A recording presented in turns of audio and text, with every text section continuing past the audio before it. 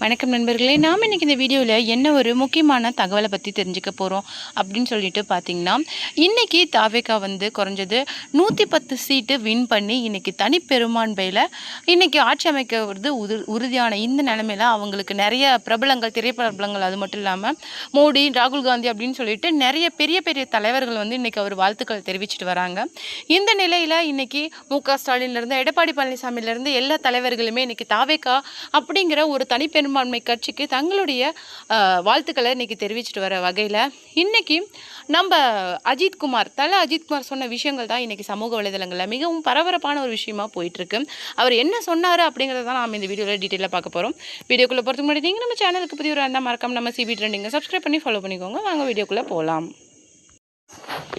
தாவேகா தலைவர் விஜய் இந்த கட்சி ஆரம்பித்து 2 வருடங்களாக தாவேகாவோட பணியில் மிக தீவிரமான ஈடுபாடு காட்டிட்டு வராரு அப்படிங்கிறது நமக்கு நல்லாவே தெரியும். 2 துருவங்களான தலை மற்றும் தளபதி 2 பேருமே அவங்களுடைய அந்த கெரியர், அதாவது படம் நடிக்கிறது அப்படிங்கிற அந்த வாழ்க்கையை விட்டுட்டு அவங்கவுங்களோட பாதையை தேர்ந்தெடுத்து இன்றைக்கி போயிட்டு இருந்தாங்க. ஒரு பக்கம் அவர் கார் ரேசிங், இன்னொரு பக்கம் இன்றைக்கி மக்களுக்கு பணியாற்றணும் அப்படிங்கிற விஷயத்துக்காக இன்றைக்கி தாவேகா தலைவர் அப்படிங்கிற ஒரு கட்சி ஆரம்பித்து இன்றைக்கி அமோகமாக வெற்றியும் பெற்றிருக்காரு. இந்த வகையில் சக நடிகர்கள் பண்ற விஷயங்களை இன்னைக்கு பெருசா பேசுறது அப்படிங்கிறது ரொம்ப பெரிய விஷயம். அந்த வகையில் தளபதியோட எல்லா செயல்களும் இன்க்ளூடிங் கரூர் விஷயத்துல இருந்தே தலை அஜித் அதை பேசிட்டு தான் வராரு. ஏன்னா அந்த விஷயத்தில் கவர்மெண்ட்டோட கவனக்குறைவு தான் முழுக்க காரணம். மக்களோட இறப்புக்கு கவர்மெண்ட்டோட அந்த கவனக்குறைவு தான் காரணம் அப்படிங்கிற மாதிரியும் இன்டர்நேஷ்னல் மீடியாவுக்கே அவர் சொல்லியிருந்தார். அதில் ஒரு முக்கியமான விஷயம் என்ன அப்படின்னு சொல்லிட்டு பார்த்தீங்கன்னா, நிறைய விஷயங்கள் இருக்குது. அந்த வகையில் இந்த கட்சியோட அவருடைய செயல்பாடுகள் ஒவ்வொன்றிலையும் ஆதரவு தர மாதிரி நிறைய விஷயங்களை தலை அஜித் செஞ்சுட்டு வந்துட்டு இருந்தாலும்,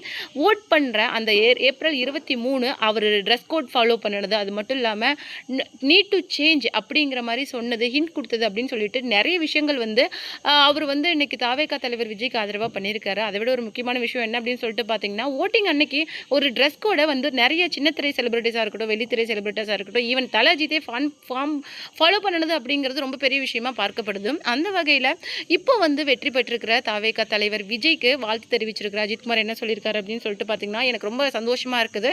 மக்கள் எடுத்திருக்கிற இந்த முடிவு அப்படிங்கிறது கடவுளோட தீர்ப்பாக நான் நினைக்கிறேன்.